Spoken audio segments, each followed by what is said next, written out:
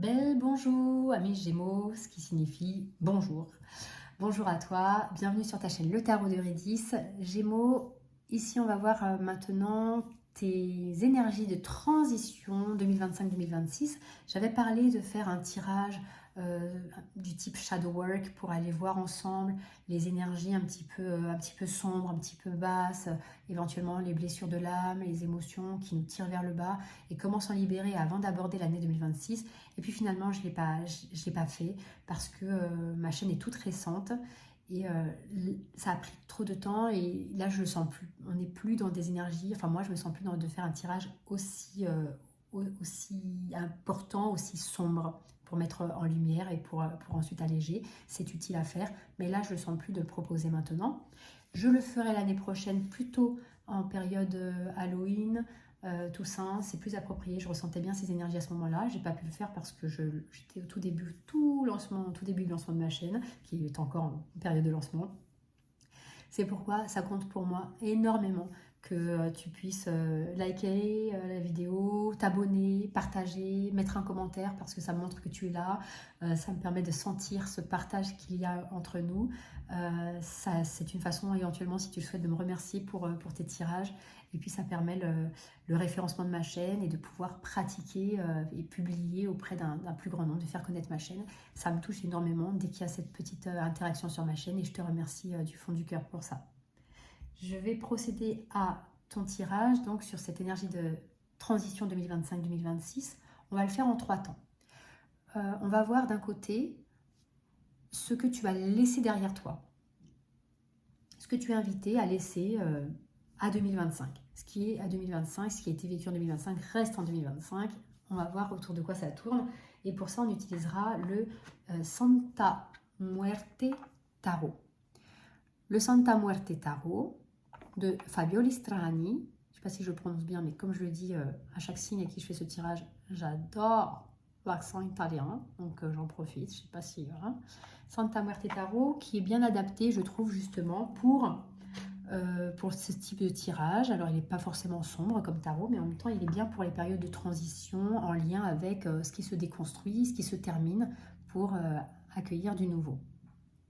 Ensuite, pour ce que tu emmènes avec toi de 2025, ce qui a bien fonctionné, en tout cas ce qui va rester avec toi jusqu'en 2026, ce que tu emmènes dans l'année 2026, on va voir ça avec le grand tarot universel de Bruno de Nice. Je n'ai pris que les arcanes majeures pour le premier parce que le but c'est de voir le grand mouvement de 2025 à emmener avec toi. C'est un peu un bilan, donc on ne va pas s'intéresser avec les arcanes mineures aux petits détails de l'année 2025. Je voulais voir le gros marqueur majeur à emmener avec toi en 2026. Ici, pour ce que tu emmènes avec toi en 2026, j'ai pris les arcanes majeures mais aussi les cartes de cours pour voir si c'est un positionnement, une attitude peut-être à conserver en 2026 qui est très bénéfique ou à lâcher. Hein. Mais c'est plus du coup à emmener. Enfin, on verra comment ça tombe, je te le dirai à ce moment-là. Et en troisième, ce qui arrive pour toi de nouveau en 2026, j'ai pris l'Oracle Béline revisité par Gabriel Sanchez. Voilà. En parlant de commentaires à laisser, d'interaction, d'interagir, je voulais te montrer ce petit caillou ramassé lors d'une promenade. Ça fait un moment maintenant que je l'ai, mais je trouvais tout à fait approprié justement de le mettre ici pour ce tirage de transition, de fin de cycle, début de cycle. Dis-moi en commentaire si tu penses à la même chose que moi. J'espère que tu le vois bien. Quand tu vois voilà, ce petit caillou, je trouve ça génial. Surtout que quand je l'ai ramassé à l'époque, c'était justement dans une période, je me souviens très bien que ça correspondait avec des énergies intérieures et des ressentis sentiment de transformation, sentiment que quelque chose se métamorphosait intérieurement. Donc voilà, dis-moi si tu penses à la même chose que moi en voyant ça, qu'est-ce que ça t'évoque? À quoi ça ressemble? Alors, on va voir ensemble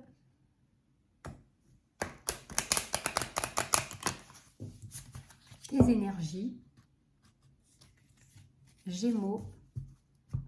Voilà, j'ai dû interrompre la vidéo un instant parce que j'ai eu un doute, mais c'est bon, j'ai tous les arcanes que je veux. Donc, Gémeaux, qu'est-ce qu'on a pour Qu'est-ce que tu laisses toi? Qu'est-ce que tu laisses derrière toi? Qu'est-ce que tu laisses derrière toi en 2025 que tu n'amènes pas en 2026, qu'on te conseille de laisser derrière toi, qui fait partie du passé? On a la lune. La lune, c'est une carte de mystère, c'est une carte de secret, c'est une carte de ce qui est là mais qu'on ne voit pas encore, ce qu'on pressent. Ça peut être des doutes, des hésitations, un sentiment de vulnérabilité. Ça peut être aussi une connexion particulière à l'invisible. Ça peut être les messages intuitifs qu'on reçoit. Lorsque tu reçois la lune ici à ce placement, pour moi, ce que tu laisses derrière toi, ce que tu es invité à laisser derrière toi, c'est justement tout ce qui te met, tout ce qui te fragilise peut-être inutilement.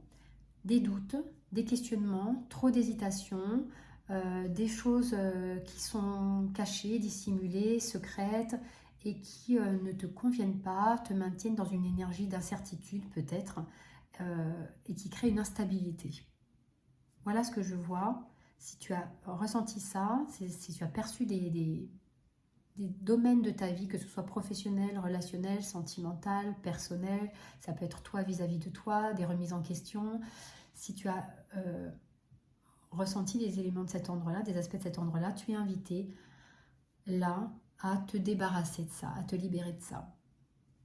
Il se peut aussi que tu aies eu le sentiment d'intuition, d'un développement de ton intuition, d'une connexion, de comment dire, oui, intuition, une perception particulièrement affinée en 2025. Si c'est le cas, en tout cas si ça a mené à des doutes et des hésitations, des incertitudes ou à une sensation de malaise, de mal-être, on te dit de te débarrasser de ça, tu n'as pas à douter de ça, tu n'as pas à douter des messages que tu reçois intuitifs, tu n'as pas besoin d'en douter.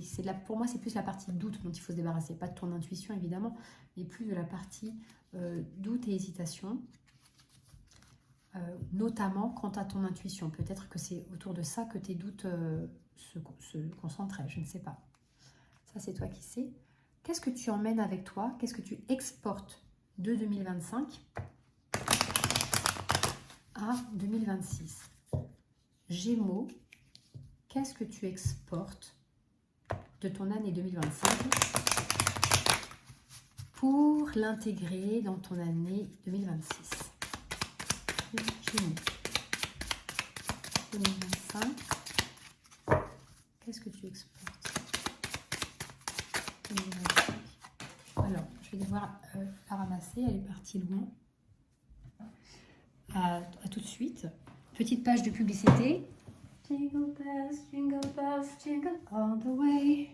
Voilà, me revoici pour ta carte sauteuse, l'impératrice. Voilà ce que tu exportes avec toi, Gémeaux, que tu avais peut-être commencé donc à travailler. C'est une posture, c'est une essence, c'est une façon d'être. L'impératrice, c'est cette énergie féminine. Ça ne veut pas forcément dire que tu es une femme, mais c'est cette énergie plutôt qu'on attribue plutôt à des aspects féminins de prendre soin, de savoir prendre soin de soi, des autres. Ça peut être prendre soin aussi de son foyer, par exemple. L'impératrice, c'est la carte de la bonne mère. Donc ça peut être aussi un père, par exemple, mais c'est dans cette capacité à prendre soin de l'autre, à être à l'écoute. Voilà. Mais c'est aussi cette femme qui, même si elle prend soin, même si elle est à l'écoute, elle a une sorte d'autorité naturelle aussi. Elle est importante, elle est centrale, c'est une figure centrale. Elle est magnétique, elle est séduisante de par l'aura qu'elle dégage, qui émane d'elle. Voilà, donc elle n'est pas dans le sacrifice. C'est pas la mère ou la personne qui se donne complètement au point de se sacrifier. C'est la personne qui sait comment faire, elle maîtrise. L'impératrice, elle maîtrise les paramètres et de ce qu'elle donne, de ce dont elle nourrit les autres et de comment elle aussi, elle s'apporte, elle se nourrit, elle prend soin d'elle et elle se positionne. Ça, c'est ce que tu emmènes avec toi. Donc, tu avais peut-être une posture. Ici, on nous parlait de la lune, on nous parlait d'incertitude, on nous parlait de... Et on te dit de ça, ces aspects-là, tu les laisses à 2025. Reprends avec toi, Gémeaux, cette énergie d'ancrage fertile, de capacité à être créatif, créative, à être, comment dire, à prospérer, à apporter, à nourrir et à te nourrir. Voilà, ne sois plus dans le doute, laisse ça derrière toi et reprends possession de ce qui te permet de te sentir, de créer de la plénitude et de l'épanouissement. L'impératrice, c'est ça, c'est la création de la récolte, pas du tout, la création de ce qui va nous épanouir, la création de projets, c'est le fait de porter aussi en soi, c'est porter en soi des choses, ce qui nous met en joie, voilà, ça c'est la... Donc pour moi, c'est une invitation que tu avais déjà, il y a quelque chose de cet endroit-là déjà, puisque c'est ce que tu emmènes avec toi, mais bien conserver cet aspect-là. Ensuite, on va voir ce qui arrive de nouveau pour toi en 2026. Gémeaux, qu'est-ce qui arrive de nouveau pour toi en 2026? On a la grâce, la carte de la grâce. La carte de la grâce, je crois... Non, j'allais dire que je crois que c'est une des plus belles du Béline, je sais pas exactement. Mais la carte de la grâce, c'est parce qu'elle est rattachée... Alors attends, là il y a une planète. Ah oui, c'est Saturne, responsabilité, discipline. D'accord. Ah oui, ah, ben, c'est très bien. C'est très bien. Parce que j'avais du mal à interpréter, je ne savais plus. J'ai eu un bug sur le symbole ici de Saturne. Saturne qui est la planète de la rigueur, de la responsabilité donc, et de la discipline. Et c'est très très bien pour l'impératrice parce que responsabilité, ça pourrait faire penser à la carte de l'empereur. Responsabilité, discipline, ça pourrait aussi. Mais là, on est dans une énergie féminine avec l'impératrice, on est dans le yin, on est dans la douceur et on est dans une forme de materné, de féminin aussi, de féminité, maternité.